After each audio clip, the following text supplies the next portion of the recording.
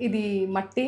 ఇందులో మనము ఇత్తనాలు సీడ్స్ వేస్తున్నాము మొలకలు రావాలని, చెట్టు రావాలని. దీన్ని వ్యవసాయం అంటారు కదా! అట్లా ఐవీఎఫ్‌లో గూడా ఈ గర్భాశయం లోపల ఉన్న పొర ఈ మట్టితో సమానం అనమాట.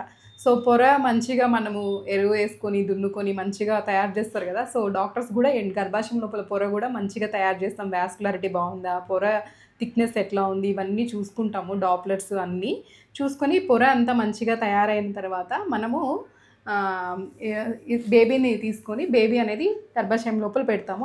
ఎట్లా పెడతామో అట్లనే మనము ఇందులో ఇత్తనాలు తీసుకొని ఇప్పుడు ఇందులో ఇత్తనాలు వేస్తున్నాము. సో, మనకి బేబీ పెట్టిన తర్వాత 14 డేస్‌లో ప్రెగ్నెన్సీ పాజిటివా లేదా తెలుస్తుంది. అట్లాగే దీంట్లో మొక్క ఎలా వచ్చిందో చూద్దాం. సో, మనం 6 డేస్ బ్యాక్ ఇందులో సీడ్స్ వేసాం గదా! ఈ మొక్కలొచ్చినాయి ఇందులో. దీంట్లో మనం ఒక్కొక్క దాంట్లో 8 సీడ్స్ అనేవి వేసాము. కానీ దీంట్లో 4 వచ్చాయి. దీంట్లో 5 వచ్చాయి.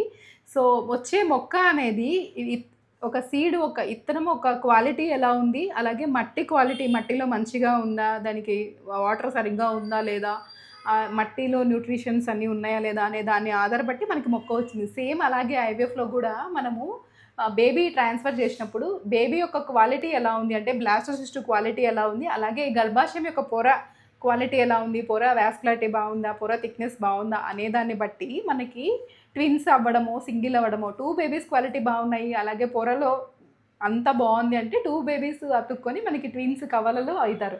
లేదు ఒక బేబీయే బాగుంది అంటే సింగిల్ బేబీ అవుతారు. కొన్నిసార్లు ప్రెగ్నెన్సీ కూడా రాకపోవచ్చు. గర్భాశయం పొర క్వాలిటీ అసలు బాలేదు అన్నప్పుడు ప్రెగ్నెన్సీ కూడా రాదనమాట.